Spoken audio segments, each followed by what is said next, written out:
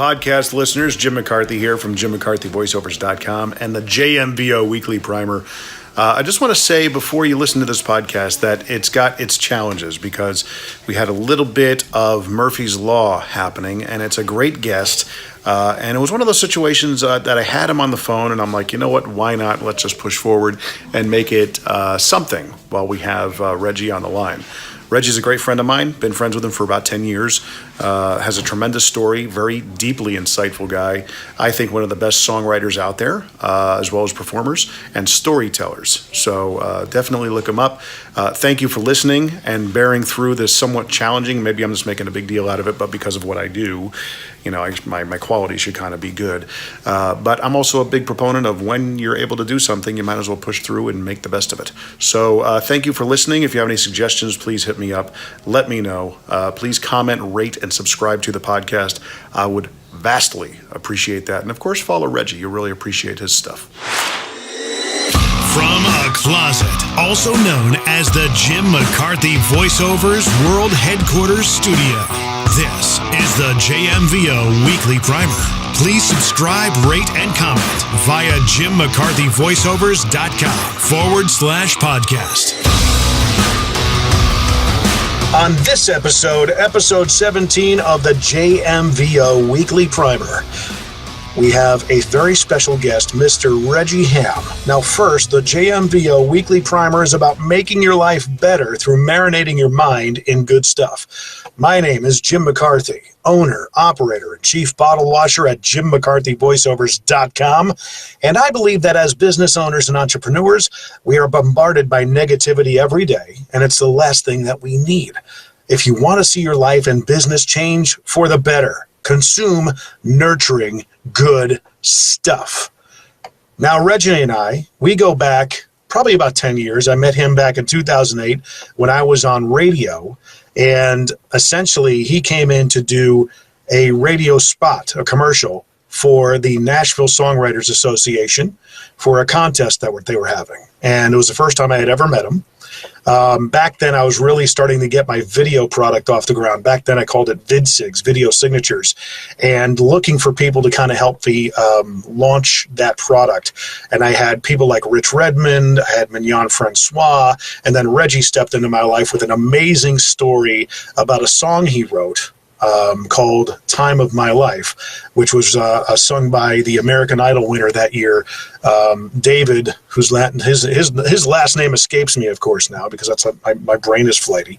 And that's how our story began, as friendship, as really good friends, I would say. Regie, you've been at this thing for quite a bit with the music business and everything. And I'm sure you've probably forgotten people's names. What was the artist's name? David Cook. David Cook. David Cook. Yeah.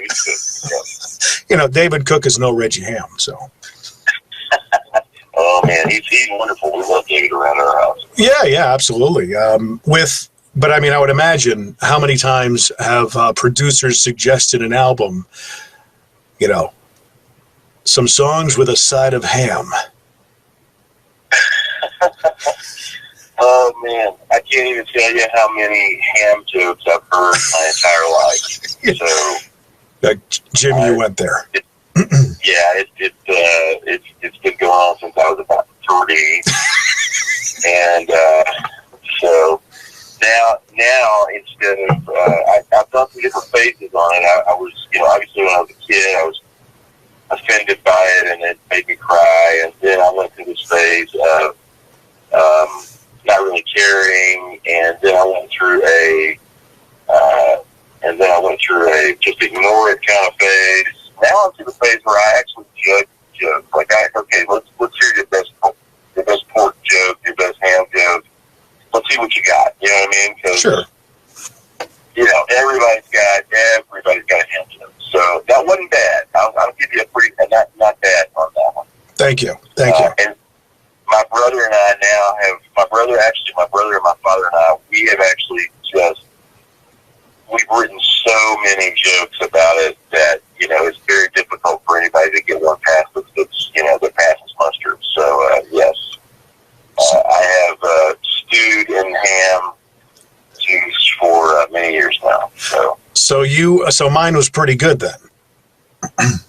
Wasn't bad. Served up with a side of ham. That's not bad. I'll give you, I'll give you a passing grade on that, Jim. Pretty good. Near misses.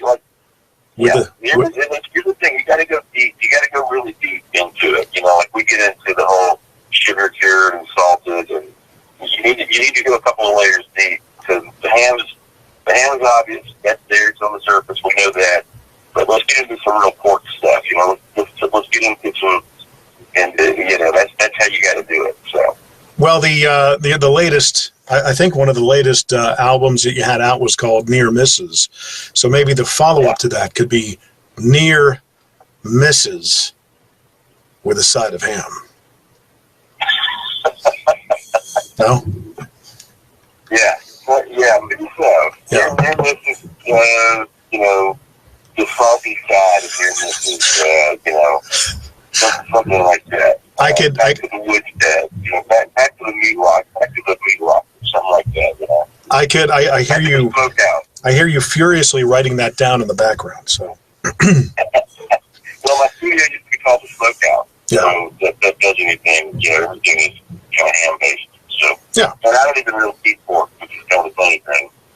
Well, I'm kind of a no pork guy. So. A lot of people who know me have heard me bring you up in conversation in the past, and if anybody that that's a friend of yours, I'm a huge fan and an amazing, I would say a raving advocate for what you do and your speaking engagements and your music, your live performances are very engaging.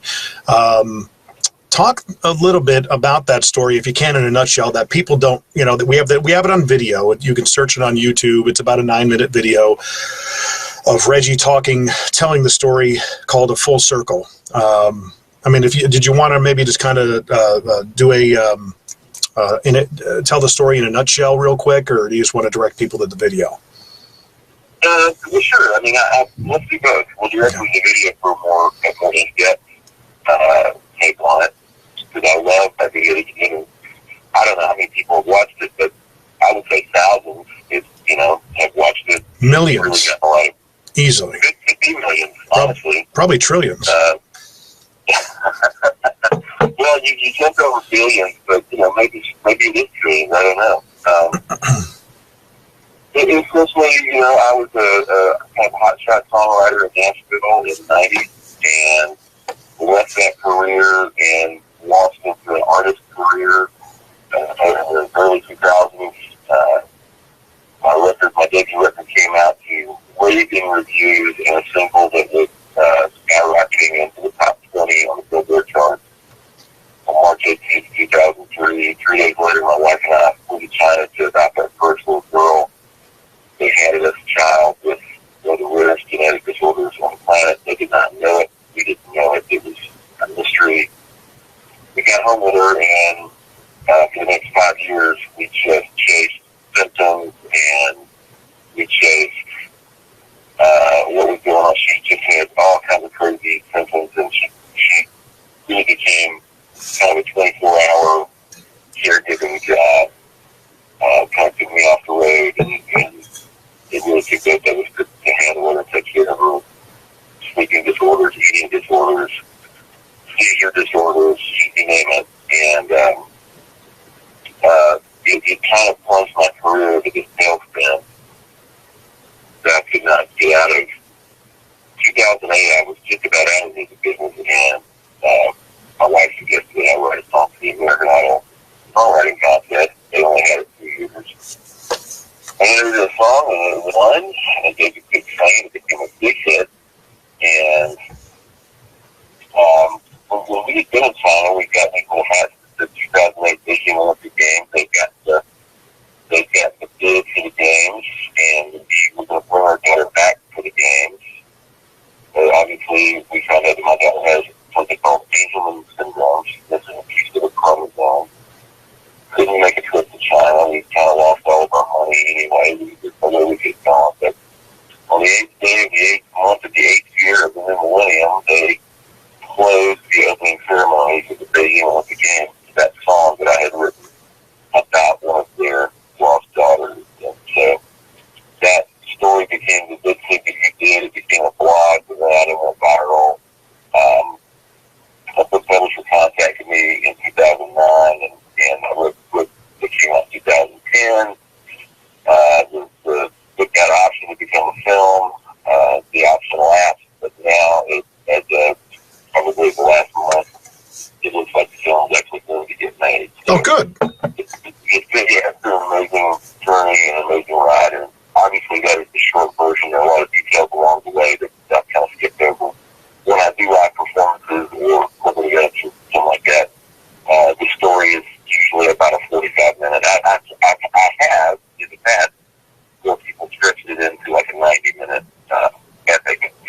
but it's all filled with songs and music. And all along that journey, I would write songs that would relate to certain things that I was going through with my daughter and my family. And so it makes for, kind of a nice musical journey for people, and it's got a wonderful happy ending. So that's kind of it. Well, if anybody is listening to this and watching it, it's a great video. And actually, while we're on here, I'll try and look it up on YouTube and post it in the comments as we progress. But it's a great. You actually see the images. You get to kind of get to know Bella over the course of the video.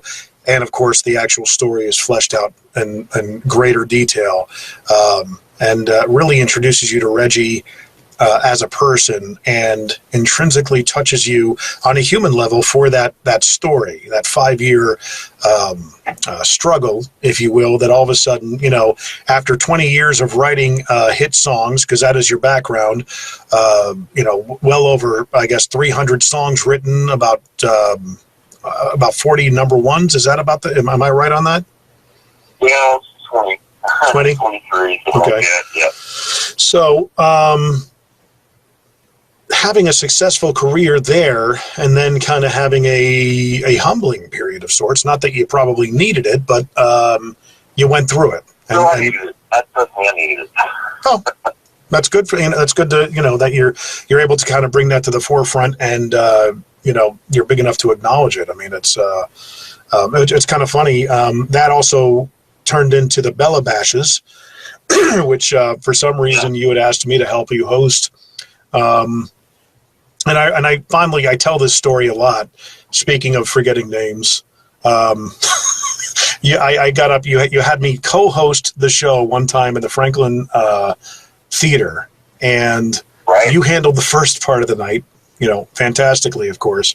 And then you had me, this bumbling idiot, come up and handle the second half. And, I get up there. And I thought you did great, man. I thought you did great. Yeah, until this part, when I'm sitting there in front of, 2,000 to 3,000 people and telling the story of how we met and how it progressed. And, hey, you guys ready to hear some more music? Yeah, great.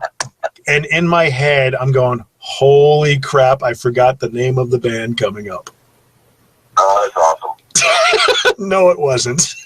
It was the Martins, right? It was the Martins. Listen Martins. up. How do you forget the Or Martins, run for God's sake? for cover. Traveling knowledge from the people who have it to the people who need it. They're the real. Yeah, David, yeah. It's like all of a sudden I'm telling a story about, one of your biggest successes. I can't remember the name of the previous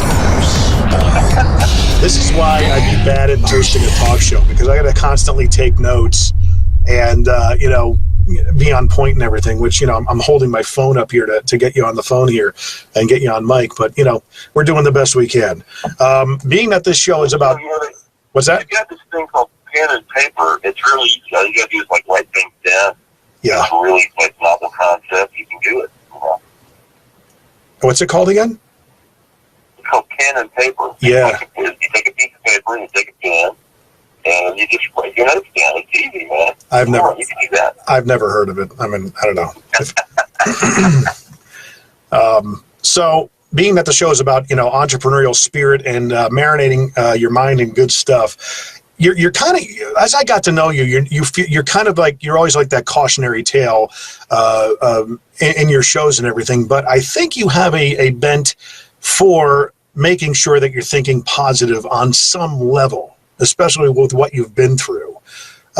During those times, I mean, as that 5 years progressed, what were the things that kind of kept you going? For other people that can relate in those types of scenarios, obviously not to that degree, but with your background coming through and coming out of that, is there anything that you remember that really helped you through that time? Yeah, a couple things. I was fortunate in that I had already been successful, so I kind of knew what the formula was for that. And when you're going through a rough 5 years, you don't realize it's going to be 5 years. You know, you think tomorrow you're going to wake up and it's going to be, you know, you're going to turn around. And then the next day you're going to wake up, well, I think I can turn around today. I am that person. Like, I'm sort of driven by the optimistic kind of like, no, we can do that. We can make that happen. That's no problem. And that attitude, I think, is what helped me succeed the first time, was just this belief that I could, and show up every day and just, you know, act like you can. This was probably the longest time in my life. I mean, I've been getting songs recorded since I was 15, and I've been making records since I was 10. So this is the longest period of my life where I really wasn't having any success, and really nobody was calling me on the phone, and it was pretty. But I thought every day I felt like, well, I mean, I'll take this meeting or that meeting, and it'll turn around, and this will turn around. You know, you don't realize it until you look back in retrospect. You go, man, I just had a rough 5 years, you know. But I'll tell you the thing.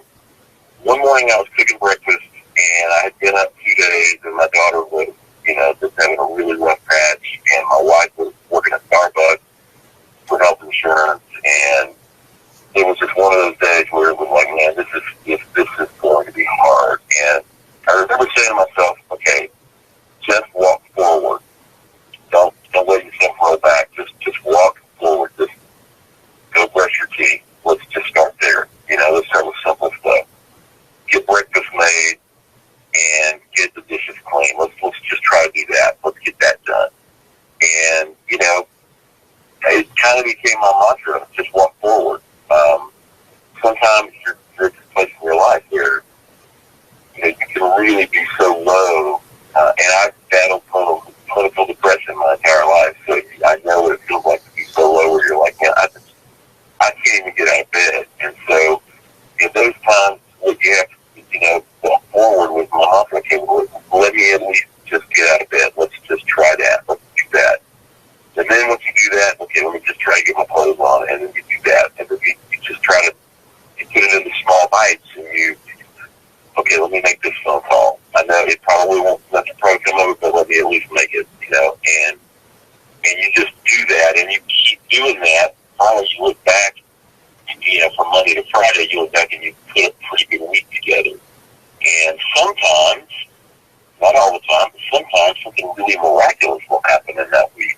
And I've had those weeks. I'm going to be honest with you, I'm kind of having one of those weeks now where something I've been working on for years is kind of finally starting to come to fruition.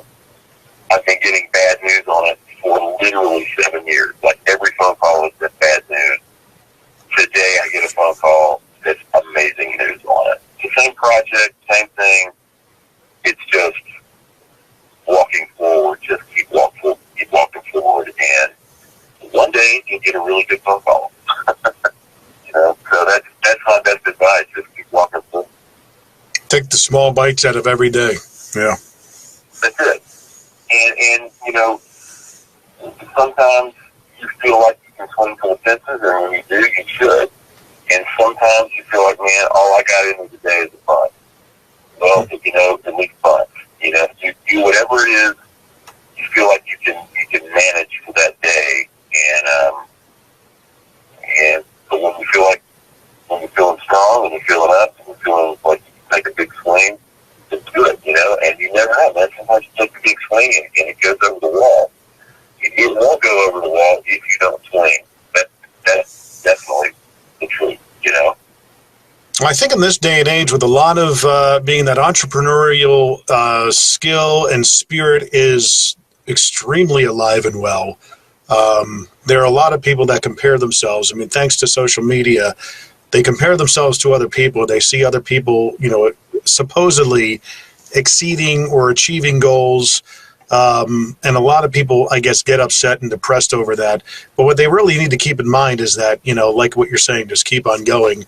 And, you know, that 5 years of what you're going through, or even the 7-year thing that you're getting good news on, or 8 years, over time, it doesn't seem like that long, you know, when you look back on it. But, yeah, when you're going through it, understand you're being shaped, You're being crafted, and it's a trial by fire to hopefully prepare you for something bigger.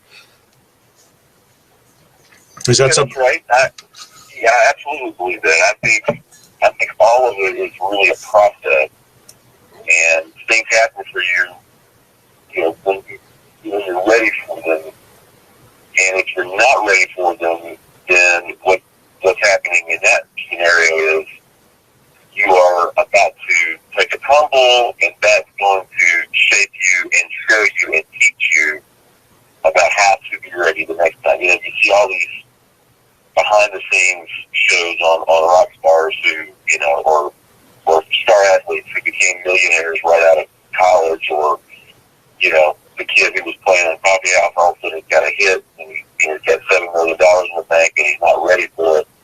Well, if he's not ready for it, then what's going to happen is he's definitely going to lose it all, and he's definitely going to learn from that.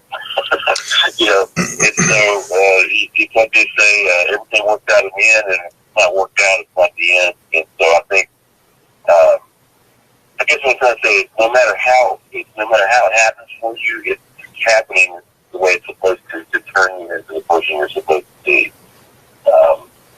I had a lot of success early on that I wasn't particularly ready for. I've gone through a couple of fortunes, and it's all I can look back now and see that it was all for a reason to turn me into this person that I am now. That's a much better, hopefully a better person than I started out as. David Bowie's got a great quote that aging is this wonderful process when you become the person you're supposed to, you were always supposed to be or something. And so, yeah, you can look at it as learning, and I think I am definitely an entrepreneurial. I'm a seriously independent, minded artist. I've always ever paid for a Regie Hamm record he made. I've always paid for my own records. I've always funded my own projects. I'm really independent that way and very entrepreneurial. But I look at it more, I don't see the commerce as the destination. I always see the commerce as sort of like the byproduct. The destination is really about becoming a person that affects the world and affects people around you and helps them on their journey. And the commerce part is necessary, and it's, kids got to eat, people need cars, stuff like that. But I've always seen the commerce as sort of the nice byproduct of becoming a person that means something to the world and helps people along the way. So maybe that's why I'm not any richer than I am. But when I'm in a pine box, and then nobody's going to care about how much money I made except the people who are inheriting it. And hopefully I've been able to help them, the people in my life, enough to where that won't matter to them. They'll have what they need, and they'll be out in the world trying to affect people positively as well. So I don't think that makes sense. No, it does. I mean, with the project you're talking about, is it something that's going to hopefully set things, really nice for the next decade or two, kind of thing? Or, I mean, I know you can't. It's part of something that's going to be my next chapter. I mean, it's basically a film project that I've been working on, and now I'm kind of transitioning out of songwriting into book writing, and I've written 4 books. One of them I just posted. I was posting a chapter a day for 30 days on my Patreon site, so all of my Patreon followers were reading it as I was writing it, and it was really exhilarating. Like every night I would sit down and write a chapter and post it the next morning, and I would get comments in real time.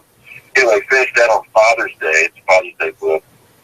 The other book, I've got a blog book that's out, and I put one of those out every year. But then the Institute, Angels and Idols, and my Christmas Gift on Silent Night, these are both becoming film. And so I'm kind of transitioning into that world, really kind of authorship. And I don't really want to be in the movie business, but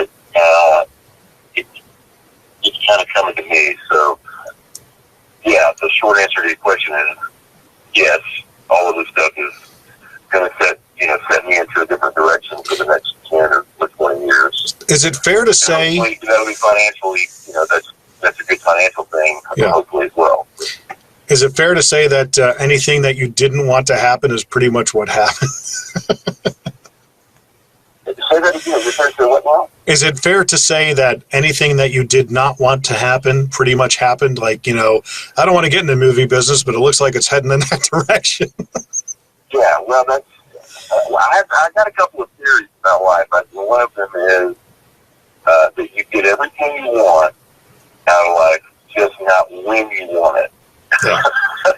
And the second one is that you have to face whatever your greatest fear is. You're going to have to face it before you get out of life. That's kind of part of the. That's kind of part of the reason for life. That's part of the why we're here thing. And you have to face. Something you got to come face to face with the thing you fear the most. And in some ways, I think we all fear. I would say, like notoriety or wealth or your power. Discovering your real power, I think, is something that people are afraid of. They don't know that that's what they're afraid of. They think they're afraid of failure, but most people are really afraid of death. Of extreme success, because when you have extreme success, then you are exposed to the world. And I think some people don't realize that that's actually what they're afraid of. They like kind of being anonymous, and they like being able to kind of go through life, able to obfuscate, and I can place a little bit of blame over here, a little bit of blame over there, and their real power. Their real sort of core power is the thing that they fear the most. And so I kind of feel that creeping up on me right now, actually, with some of this other stuff that's going on. Yeah. I would say even with a lot of the people who are, afraid to move forward or they're afraid to fail, it's one of those things that, they could be afraid of their success, but I mean, it's not something that really, I don't know if it really affected you. The option of working for somebody else during the times of trial for you didn't really seem to, you still powered through and did it your own way. But if anything, I mean, it's, there's another saying to that. If you want to hear God's laugh, tell him your plans. Yeah. That's right. Yeah. So maybe the key for what you want to do is to speak out that you don't want to do it. Maybe that's the strategy. I do not want to be a billionaire, Jim. No, neither do I. Yeah, there's a lot to that. I mean, I'm 51, and I've lived pretty much my entire adult life basically working for myself.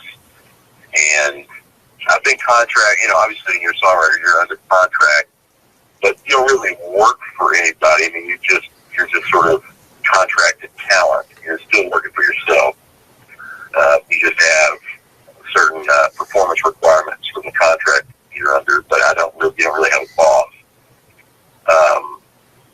I waited tables for a while. I've cleaned buildings. I've painted houses. I've done jobs like that, but really for most of my life, since I was about 24, I think, I would say I've been doing it on my own. And I don't even know really now I don't even really know what kind of employee I would be.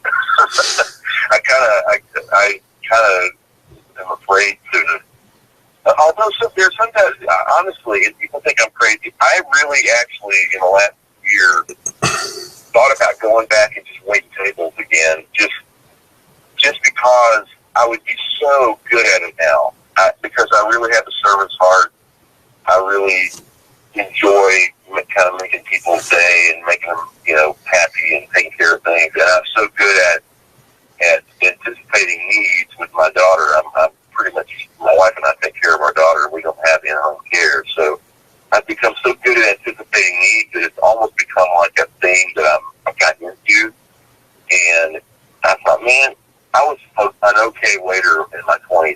I went back and became a waiter now, I would be great. I'd be a great waiter because I know how important your iced tea is to you, and I know how important it is to get the food fast and hot and all that stuff. All that matters to me now. It did not really matter to me back then. I just wanted to get you out and hope you have a big tip. But now I really, really would be focused on your needs as in your dining experience as a customer.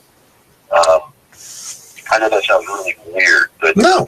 you start thinking weird things when you hit 50. No, because I think of the same things, and I agree with you. I never waited tables, but I certainly have always had a little bit of a sales background with a lot of the different things I've done. And I always say that when I got into the car business, that's really when I learned how to sell.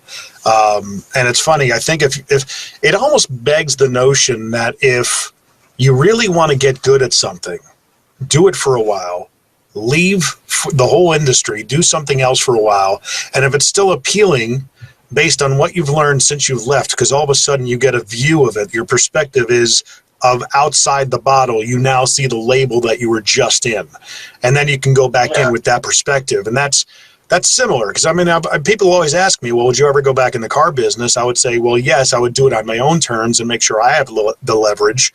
I would do it for fun when I have a pile of money in the bank, whenever that day comes, and kind of do it how I would, I kind of preach to people to do it now.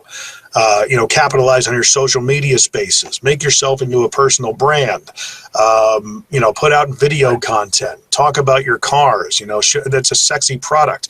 Same thing with, going back to be a server. I mean, you can go back in there with a servant's heart, but holy crap, if you learn how to upsell, and also, how many servers out there that are professional that really take their craft seriously, have business cards. And you're the guy at that restaurant every time. And make sure when you come back in, come see me. Send me. Let me take care of you. I'll make sure that you get the extras. I'll make sure that, everything's, the linens are a little more crisp. The service will be a little more tight. All that stuff is really good. And the other side of it is, you're exactly right about all that. And the other side of it is that throughout my career, after leaving tables and becoming a successful songwriter and an artist and all that, I've been to some great restaurants, fortunately, and I've had some great servers that I've actually, been in situations where I'm sitting there going, man, if I had been more like this guy when I was waiting tables, I would have made a ton more money. Yeah. And people like you say, you just take it really seriously. I love people like that. I love people who pay attention to the details of what it is they do, and they really take it seriously. I was at one of the cafeteria restaurants one time, and with a friend. It might have been my wife, and like a Lucy's or something like that. And this is years ago. And this guy was walking around. He's an older gentleman, older African American guy, and he was walking around serving iced tea. But he wasn't just serving iced tea. He was like, he was into it, and he was like, now let me talk to you about your iced tea. Let me make sure you've got the right proportion of ice and tea. And, he was taking it so seriously. And I was like, mesmerized. I said, man, I love you. I love your passion for iced tea. Because one, it's a real thing, but it's not. He said, if you're at a restaurant and your iced tea's not right, then nothing's right. And I want to make sure that part is right. And I was like, that's it, man. That is how you approach a profession. That's how you turn a job into a profession right there. Yeah. And I'll never forget that guy. I don't even remember the name of the restaurant, but I remember him. You know what I mean? I remember him more than I remember the restaurant. Well, the same thing with I love people like that. Teachers do the same thing. They may, there's only a handful of teachers that I remember. There was a teacher I had in college, and of course I can't remember his name because I'm bad at names, obviously. We already went over that. He was so good at what he did. He taught American history, and I thoroughly enjoyed that class because he had such a fervor and passion to relativizing the events and making you think differently about the events in American history. And he was so good at it. And it's kind of unfortunate, but I remember his face. I remember how he went about it. On the flip side of that, whenever you encounter customer service, like, for example, every Friday morning I go to a men's group at Kroger, and it's a Starbucks within a Kroger shopping grocery store. And sometimes you get the people there, it's early. They're not exactly as bright-eyed and bushy-tailed as a, typical Starbucks, because they're kind of Kroger employees, and that's a whole other story right there. But typically, you go up there, and I always try to use people's names if I can see their name tag. And it's really, truly amazing how you can make somebody else's day by using their name. I just did it this morning. It was Kristen, and, she was, quite honestly, kind of a mook. And hey, you have your Kroger card? Why, yes, I do, Kristen. I have it's right here. Well, what would you like? I would like a large coffee, please. Room for cream. Absolutely. And, by the end of the transaction, she's smiling. And maybe that's all she needed that day, Yeah.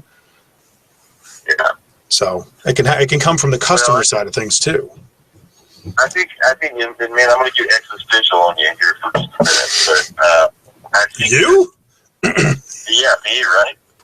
At the core of it all, and this is kind of what I talk about when I go out and do corporate dates, or even, if I'm just doing a concert at a small club or something, or a house concert, which I love doing, by the way.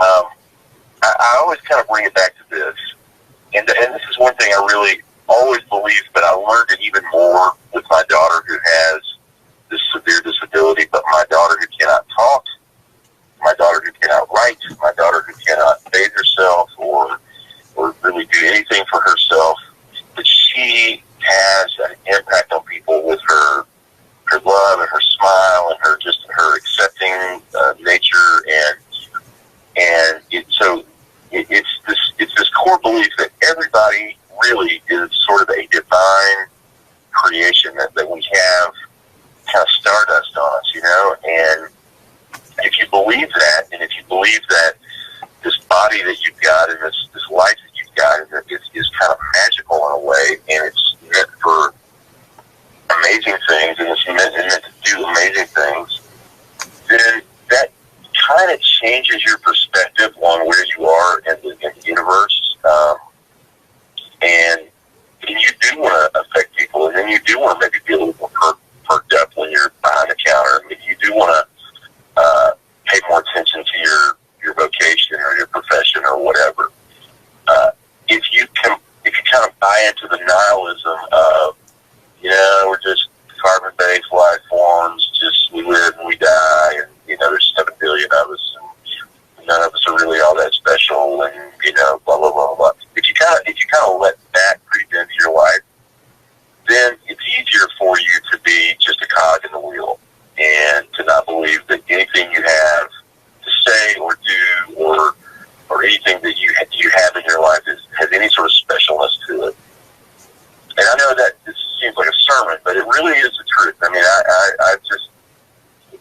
I always try to encourage people to just, you have a fingerprint, and it's the only one like it, and we need you here, and we need you to be like the best you can be, because I don't know if you're holding the cure for cancer in that brain of yours. I don't know if maybe you've got the cure for what my daughter has in that brain of yours. I don't know. Maybe you don't know what you got, unless you really buy into the belief that there's a specialness about human life. There's a divinity and a reason for it all. I know that sounds really corny and trite, but if you really dig into that and then you really buy into that, it can change everything about how you approach anything. And if you're working at Kroger, suddenly you go, instead of going, man, all I have to do with this job at Kroger, suddenly you go, and there's a reason I'm at this Kroger. There's people here I'm supposed to meet. There's some stuff here that I'm supposed to affect. And it just changes everything about how you approach everything. Yeah. And then it becomes a self-fulfilling prophecy. And then when you start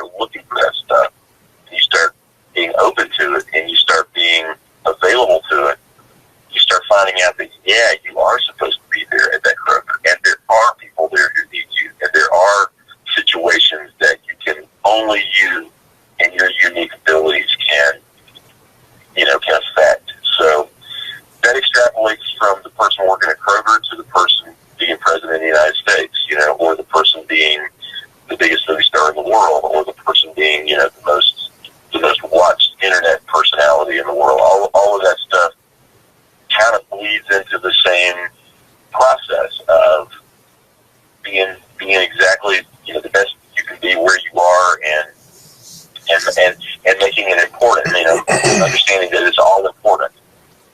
Well, that kind of brings, and as you were saying that, oddly enough, Kate Spade and Anthony Bourdain were kind of popping in and out of my head while I was listening to you. And, even for them, when you really take the time and, to people who are serving you and treat them, not just obviously like human beings, but using their name. I mean, Rich Redmond, as you well know, he's a great guy. He believes the greatest sound to anybody's ears is the sound of their own name. Really, it can really make a difference. But there are some people, in the case of Mr. Bourdain and Mrs. Spade's experience, that even when they seem to have it all and have everything going for them, there's still some sort of a hole that couldn't have been filled. There's a void that obviously, from clinical reasons or what have you, something wasn't being fulfilled. And it's, again, that person that you may be talking to may be going through something like that, and you may or may not be the difference that makes a huge difference that day. Well, that's absolutely right, Jim. And I can tell you, like I said earlier, I've battled clinical depression my whole life. I can tell you that the whole situation with those types of suicides, I don't know those people, so I can't speak to their condition if they were battling depression or something like that. But in the case of depression, your amount of success, your amount of what's going on, what's going right with you, really doesn't. None of that matters. Mm-hmm. You can have $100 million in the bank and be married to the most wonderful person on earth and have the greatest kids on earth. And if you get overtaken by that disease, and it's a chemical imbalance, you can find a reason to take your life. And so, it usually comes down to hopelessness, and it comes down to denial. Part of like, well, what does any of this matter anyway? And you can go into a rabbit hole. John Lennon dealt with this, and he called it the trough, and he's exactly right. It is like a trough. This trough, this hole of hopelessness where you can't find reasons to continue to live, and where dying is really not the worst option anymore. It's like suddenly the scales tip, and you're like, well, no, really the worst option is to stay alive. The better option is to check out. Mm-hmm. That can happen to you no matter where what your station is in life.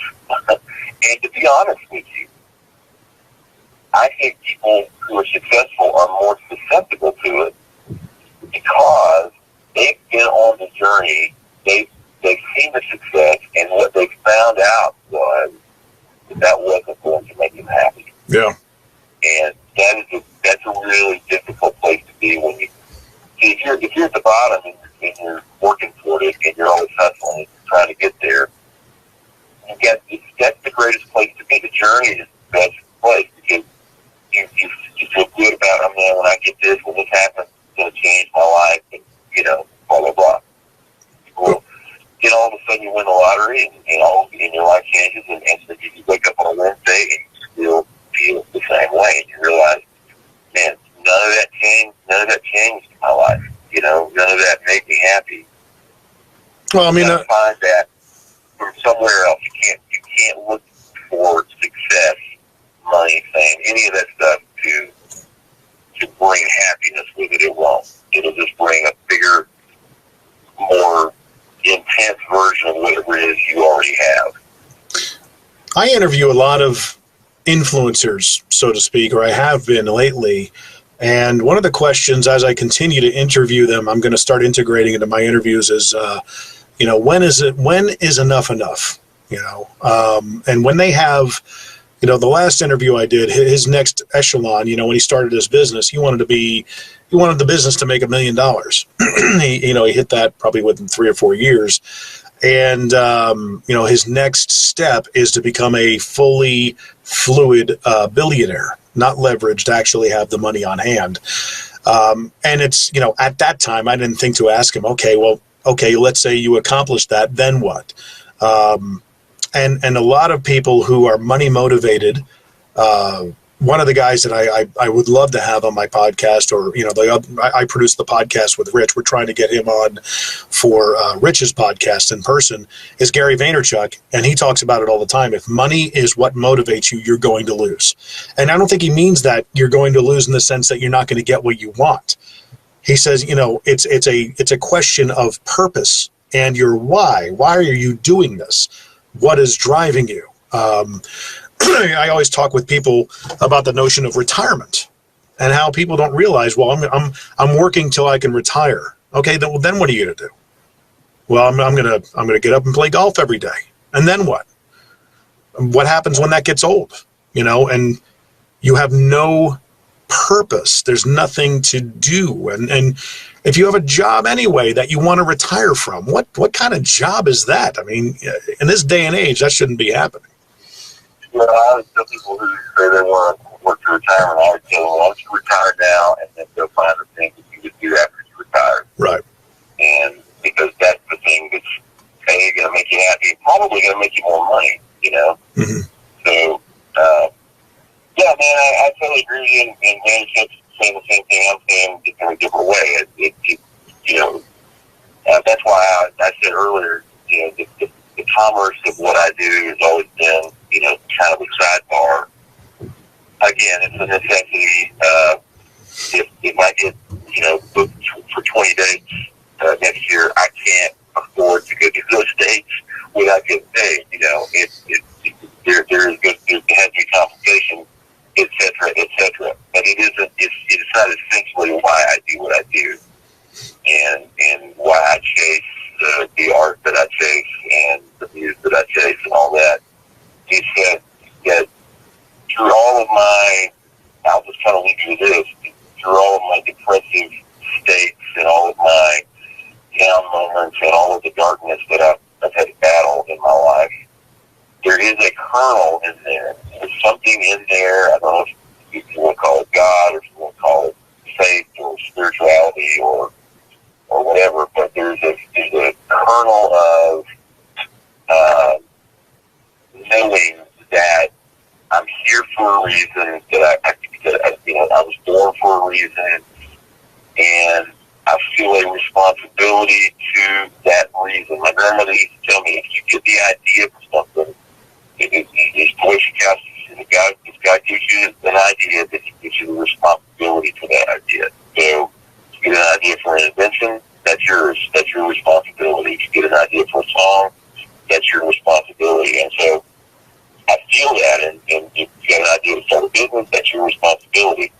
So I've always just kind of chased that notion, hearing her words that, hey, you're not an accident, nobody is, even if you are, you're not, you're still looking, you got that kind of star magic dust on you, and you have a responsibility to the world now. Now you're here, and what are you going to do with it? You don't get to just be a bystander all the time. You don't get to just go to the game. Sometimes you have to get in it. And that might mean I'm at Kroger or I'm at Starbucks or I'm someplace like that. I'm affecting people every day. I'm not just a bystander watching them. I am affecting them by my actions. I'm affecting them by my words. I'm affecting them, by my responses.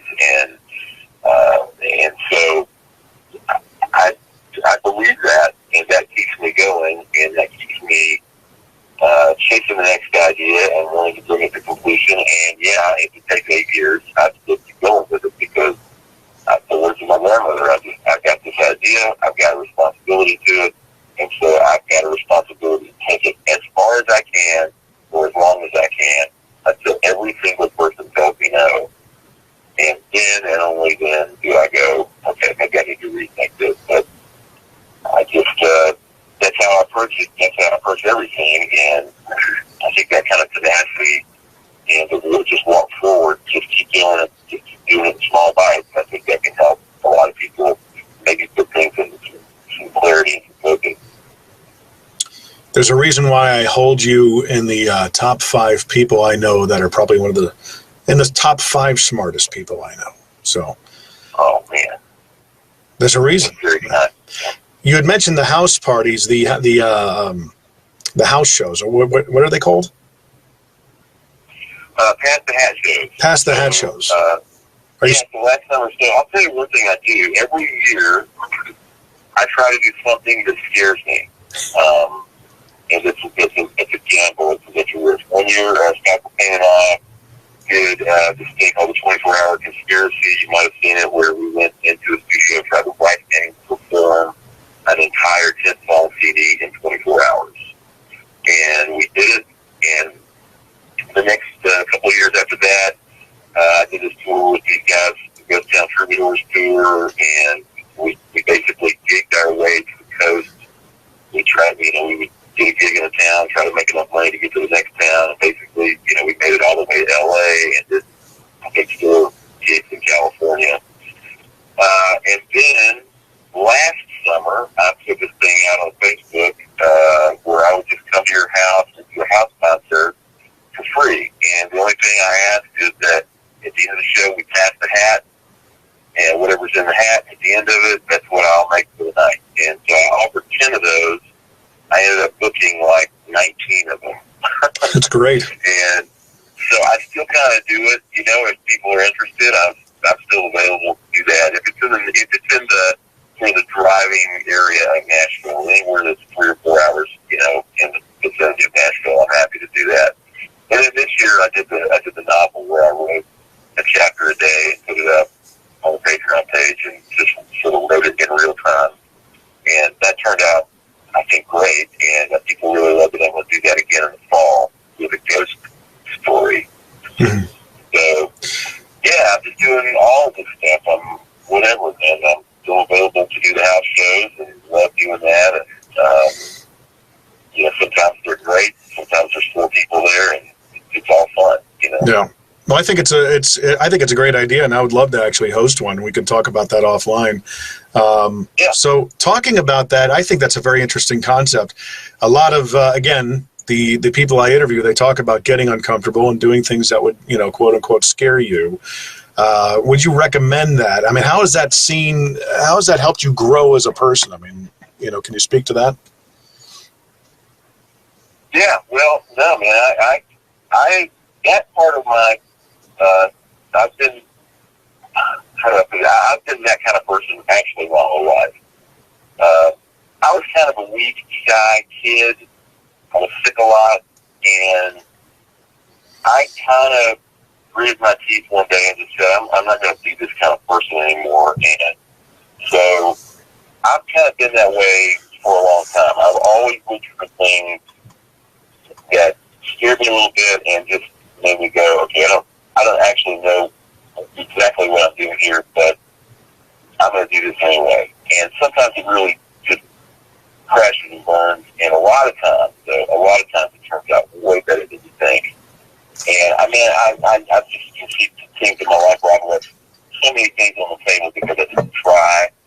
And so I think you have to stretch those comfort limits, man. You got to get out there and go, okay, I don't really know what I'm doing here, but I'm going to give it a shot. And you will probably surprise yourself. And it's okay if it doesn't work out. That's when you got to get to the point where it's like, you know what? This is actually fine if it doesn't work. It's not really about it working. It's just really about the process, and it's about me growing as a person and learning and, that type of thing. So, yes, I highly, highly recommend doing something that scares you. And that's not just about skydiving and stuff like that. That's real sort of surface stuff, getting on a bull and going mountain climbing. I mean, that stuff's cool. And if that's stuff that you really feel like you can conquer, that's fine. I'm talking about stuff that kind of has a real sort of personal risk to your brand. I hate to use that word, brand, but kind of a personal risk to your life, really.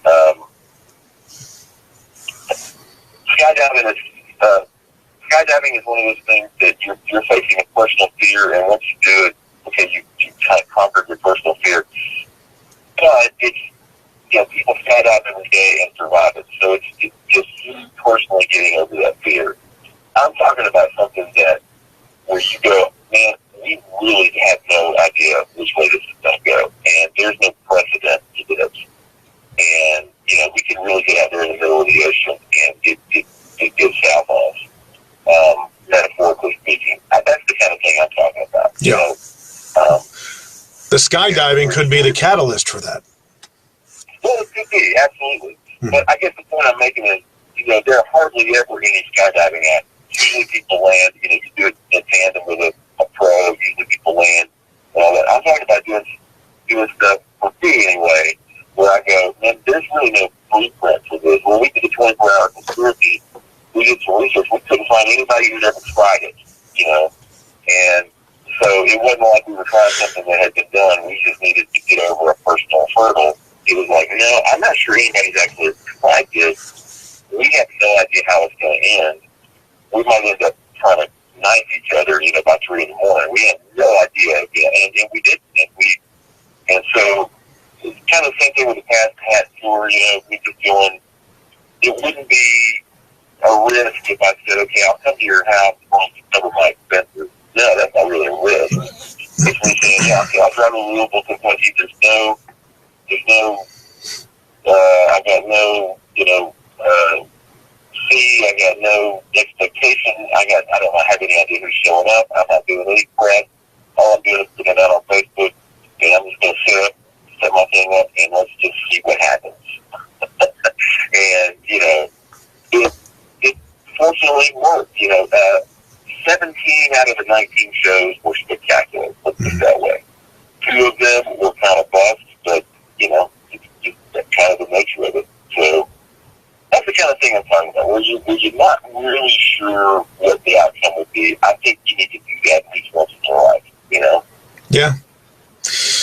A lot of people play what's safe, and as my previous guest had said, they get pumped full of crap so much over the course of their lives that they just play it safe, and but it depends on how you're built, and that's why some people do great things and other people work for them. So Regie, I'm gonna let you go for the night. I really appreciate you being on. I wish I could have had you on side by side, but this is actually, I think, one of the best interviews I've ever done.